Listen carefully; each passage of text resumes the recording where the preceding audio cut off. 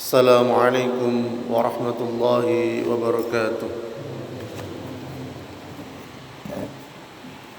إن الحمد لله نحمده ونستعينه ونستغفره ونعوذ بالله من شرور أنفسنا ومن سيئات أعمالنا. أشهد أن لا إله إلا الله وحده لا شريك له وأشهد أن محمدا عبده ورسوله. أما بعد وما أبرئ نفسي إن النفس لأمارة بالسوء إلا ما رحم ربي إن ربي غفور رحيم. Kaum muslimin, bapak-bapak, ibu-ibu sekalian yang dirahmati Allah,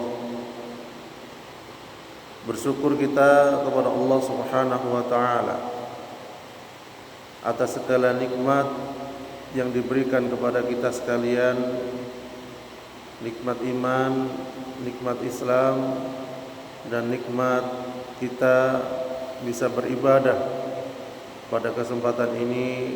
Dan insya Allah ibadah yang mulia, sholat subuh berjamaah di Masjid At-Taqwa Semboro Kidul, dan merupakan pahala yang besar jika kita sholat jamaah subuh di masjid ini.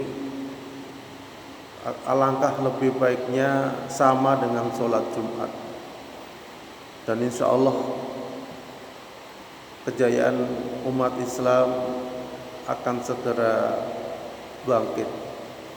Oleh karena itu, marilah kita senantiasa mengajak keluarga kita untuk sholat subuh berjamaah, seakan-akan sholat subuh itu adalah kita anggap sebagai sholat Jumat. Bapak Ibu sekalian yang dirahmati Allah Subhanahu wa taala, perlu kita memupuk iman kita agar menjadi kuat. Salah satunya adalah di masjid ini seringkali diadakan kajian, majelis ta'lim, supaya iman kita menjadi kuat. Walaupun kelihatannya remeh, majelis ta'lim itu perlu kita ketahui, kata Rasulullah sallallahu alaihi wasallam, majelis ilmu itu diibaratkan taman-taman surga. Jadi taman-taman surga. Walaupun kita ketika mendengarkannya masuk apa tidak, yang penting kita hadir. Hadir itu sudah berpahala, duduk hadir berpahala, apalagi menjalankannya. Sekarang diingatkan, besok lupa lagi, datang lagi. Sekarang diingatkan, besok lupa lagi, datang lagi. Ya, memang begitu. Al-Quran pun kita baca berulang-ulang supaya ingat. Ya, ingat kepada Allah Subhanahu wa taala, ingat untuk memperbaiki diri. Bapak Ibu sekalian dirahmati Allah, ada 13 kiat agar kokoh di atas iman, agar iman kita bertambah kokoh. Yang pertama adalah menolong agama Allah. Firman Allah Subhanahu wa taala, a'udzu billahi minasyaitonir rajim, ya ayyuhalladzina amanu in tansurullaha yansur lakum wa yutsabbit aqdamakum.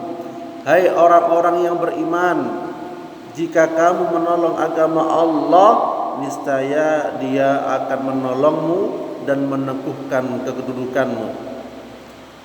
Menolong agama Allah ini dalam hal apa? Banyak hal yang bisa kita lakukan sebagai seorang muslim. Memakmurkan masjid termasuk menolong agama Allah. Mengajak orang ke masjid termasuk mengagungkan agama Allah. Ya. Kemudian banyak hal yang bisa kita lakukan untuk menolong agama Allah. Kemudian yang kedua, agar iman kita itu menjadi kuat, ya, kita tambah iman kita menjadi iman yang kokoh. Yutsabbitullahu alladhina amanu bil qawli tsabiti fil hayatid dunya wa fil akhirah wa yudhillullahu adh-dhalimina wa yaf'alullahu ma yasha. Allah meneguhkan iman orang-orang yang beriman dengan ucapan yang teguh itu dalam kehidupan dunia dan akhirat. Dan Allah menyesatkan orang-orang yang zalim dan memperbuat apa yang Dia kehendaki. Bapak Ibu sekalian dirahmati Allah, kita ketahui saudara kita di Palestina, terutama di jalur Gaza, ya, pembantaian setiap hari dilakukan. Hari ini kemarin niku 200 yang dibunuh, 200. Jadi totalnya saat ini kurang lebih 12-13 ribu yang sudah syahid, yang sudah dibantai oleh Zionis Israel.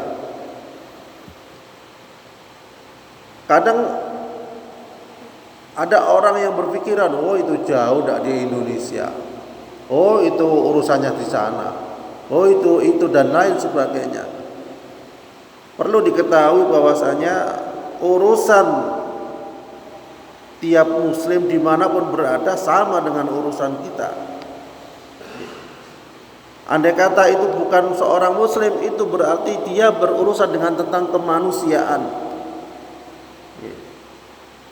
Sampai kula tingali wonten seorang dokter dari Tiongkok niku berangkat ke Gaza dan dia mengatakan saya tidak takut mati di sana. Saking piyambake ningali lari-lari alit dibeleh, gampangane ngoten. Ditembaki dibunuh.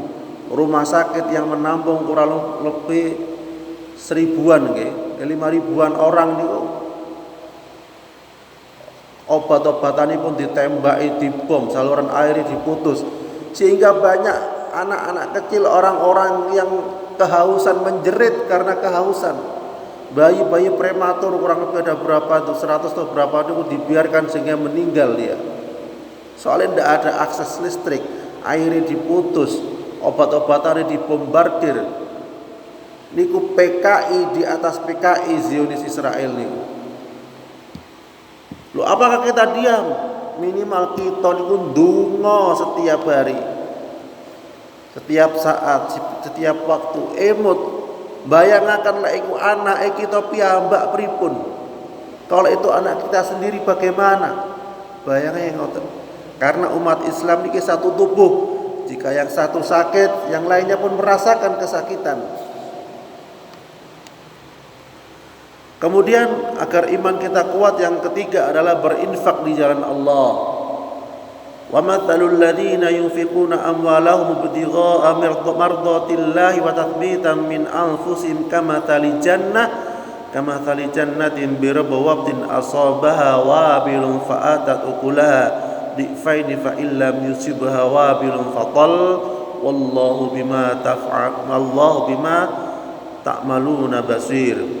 Dan perumpamaan orang-orang yang membelanjakan hartanya karena mencari keridhaan Allah dan untuk keteguhan jiwa mereka seperti sebuah kebun yang terletak di dataran tinggi yang disiram oleh hujan lebat, maka kebun itu menghasilkan buahnya 2 kali lipat.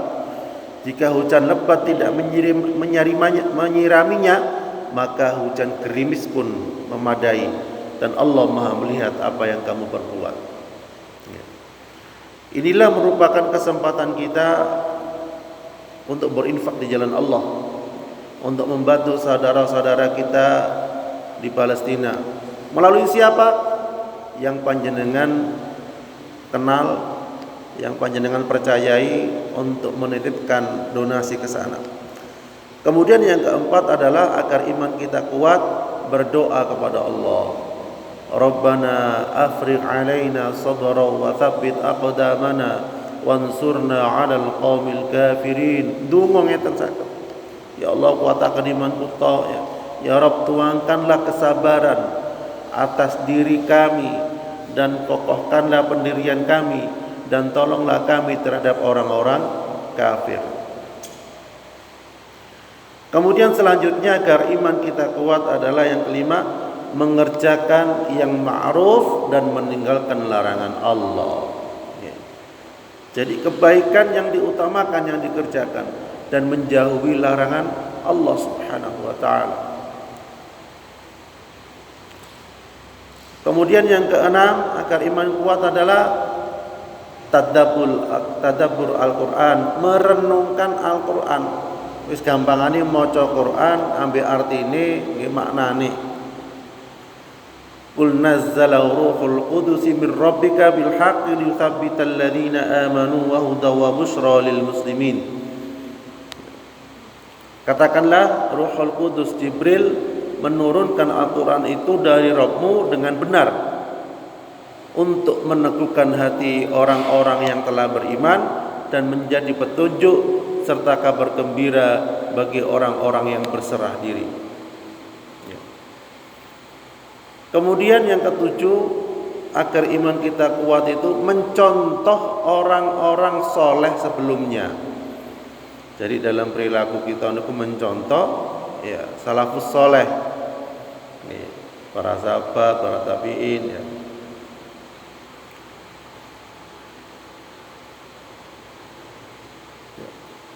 Kemudian selanjutnya adalah cinta pada Allah dan Rasulnya, melebihi kepada yang lainnya.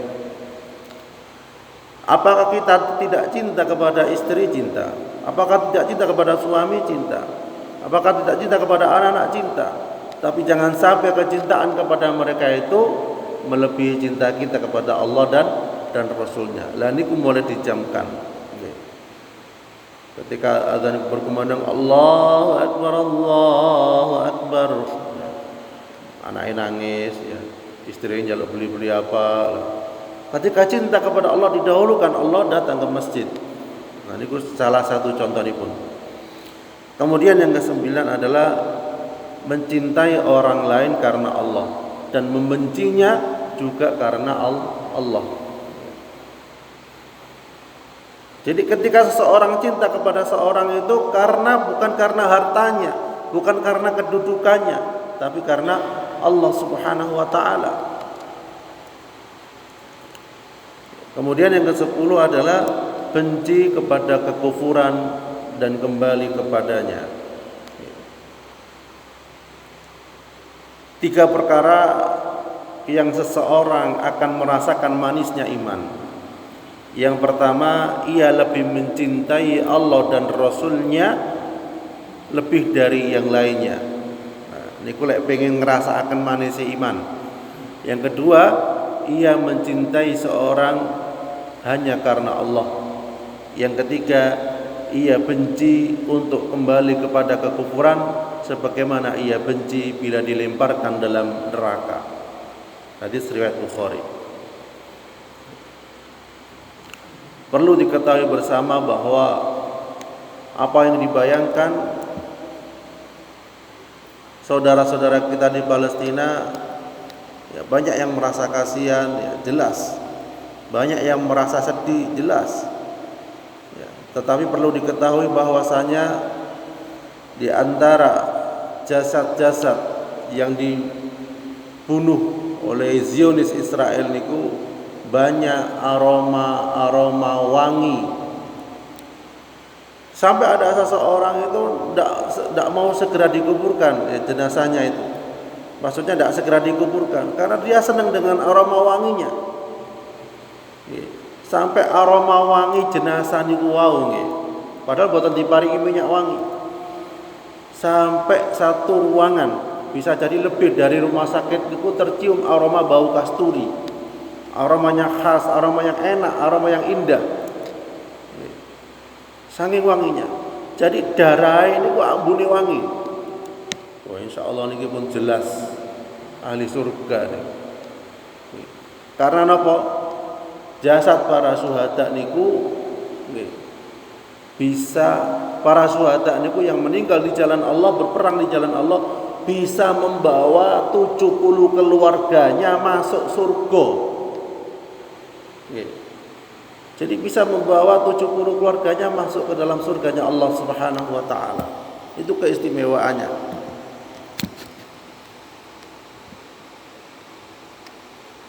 Jadi kita pun juga berusaha, walaupun tidak perang di sini, tetapi paling tidak mendoakan, membantu peperangan, membantu orang-orang yang tertindas, keluarganya yang tertindas di Palestina sana, itu sama dengan kita berjihad di jalan Allah Subhanahu wa taala.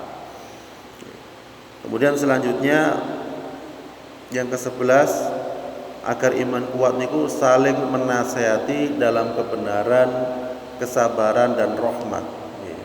Saat ini gampangannya bukan zamannya ketika dinasehati, dikandani tersinggung. Saat ini bukan zamannya ketika diingatkan itu dia menjauh.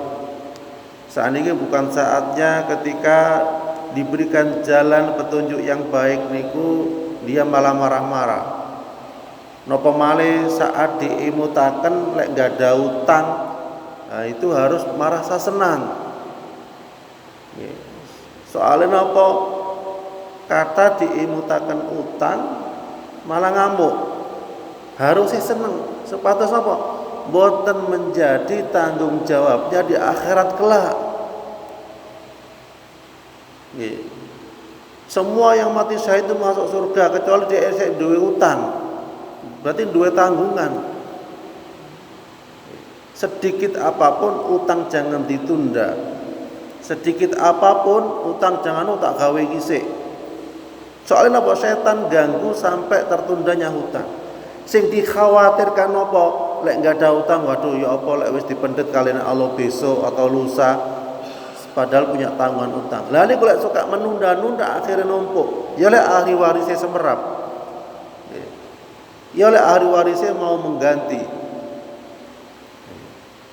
Soalnya kathah ngoten niku. Kula nemoni teng pundi daerah Kendalan ini. Jadi ada dereke niku kerja teng pundi ke Malaysia. Kerja sekian lama artone niku nggih ditransfer nyang dereke. Kan biasa ngoten nggih. Ditransfer titip. Transfernya situ titip. Ternyata ketika dia datang titipane dijaluk mboten gelem, duwite pun digawe dientekne nggih, dan sing gawe niku lama-kelamaan nggih mati pejah, ditangletaken teng ahli warise ndak ngakui, ndak mau bayari, bayangkan ngoten. Padahal niku antara ponakan kali buli atau budine ngoten. Sampai piyambake bertahun-tahun kerja teng Malaysia entah 20 tahun berapa tahun tuh mboten gak ada nopo-nopo gampangane. Lah ini kok termasuk bentuk kezaliman yang sangat besar. Dikira menghabiskan uangnya orang tidak ada tanggung jawabnya di akhirat kelak. Oh sangat. Sangat mangke totalane teng akhirat luwih pedhi, luwih abot. Jadi lek saged diselesaikan teng dunya, selesaikan.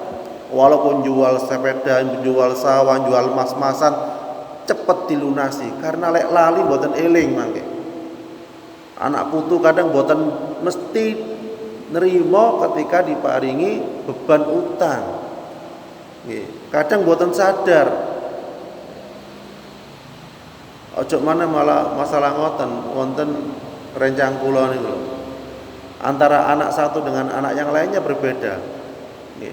Ketika anak satu menginginkan orang tuanya mau diumrohkan, anak lainnya, oh lah apa umroh lah. Padahal itu merupakan cita-cita kita pergi ke Baitullah ketika antrian haji itu sangat lama sekali. Jadi niku Bapak Ibu sekalian yang dirahmati Allah, ya. Intinya apa? Kita pun sakniki jangan 100% percaya kepada anak. Bahwasanya ketika kita sudah mengumpulkan harta yang banyak, beranggapan anaknya nanti akan menjadi baik dan mampu mau menginfakkan harta kita. Pun ngoten, lek punya kesempatan untuk berinfak, lek punya kita niku kesempatan untuk katakanlah wakaf tanah kita, nggih segera diwakafkan, jangan menunggu anak. Jangan menunggu ahli waris. Karena napa wonten kejadian teng daerah Arab mriku nggih. Jadi piyambak ini kaya raya, tidak banyak mengurus tentang saudara-saudaranya. Kaya raya sampai miliaran, kurang lebih katakanlah hartanya entah 30 miliar lah katakanlah. Sampai suatu saat dia meninggal dunia, dicari ahli warisnya, mboten gak ada istri, mboten gak ada keluarga dekat, ponakan mboten, tak ada keluarga jauh. Sehingga dicari oleh hakim ada keluarga jauhnya. Dipanggillah keluarga jauh itu. Ditanyakan, kamu kenal dengan si fulan? Ini saudara kamu. Oh iya, itu saudara jauh, tapi itu lama sudah tidak berkomunikasi, lama mboten omong-omongan, pokoknya jauh lah. Dia mengatakan, hakim ini keluargamu sudah meninggal dunia, dan engkaulah keluarga engkaulah yang merupakan satu-satunya ahli waris. Jadi ada 3 orang waktu itu. Oleh karena itu, harta yang katakanlah 30 miliar ini akan diwariskan kepada kamu. Saweneng. Pada keluarga 3 orang ini sangat fakir miskin, sangat sanes miskin, fakir miskin, untuk makan saja sulit. Ketika mendapat warisan 30 miliar niku, wow, senengnya luar biasa. Ya. Akhirnya apa yang terjadi ketika diberikan, si hakim ngomong, "Wahai fulan, engkau kan tidak kerja apa-apa, tidak kerja keras, dapat harta miliaran. Ya, bagaimana jika engkau katakanlah ambil 1 miliar 2 miliar saja, buatkan masjid agar menjadi sedekah jariah untuk dia?" Apa jawabannya? "Oh ndak, aku ndak ndek apa iki, untung aku wis oleh iki wis." Ya. Kabeh ditanglet 3-3-nya itu. Salahe dhewe ket biyen mbot ndak sedekah, ndak napa? Wakaf. Saiki wis mati tak pek hartane. Jadi ngoten. Ketika seseorang itu menerima harta, bisa jadi setan mengganggu, sulit untuk mengeluarkannya. Nah, akhirnya dengan kisah ini menjadi pelajaran bagi kita, jangan percaya 100% kepada ahli waris. Ketika kita mampu untuk wakaf, laksanakan. Karena itu insya Allah akan menjadi sangune kita teng akhirat, sangune kita teng alam kubur. Dan mudah-mudahan keluarga kita, generasi kita menjadi keluarga yang bisa membawa kita sekalian mendapatkan ridhonya Allah Subhanahu wa taala dan masuk surganya Allah Subhanahu wa taala. Kurang lebihnya mohon maaf. Subhanakallahumma bihamdik, asyhadu an la ilaha illa anta, astaghfiruka wa atubu ilaik. Assalamualaikum warahmatullahi wabarakatuh.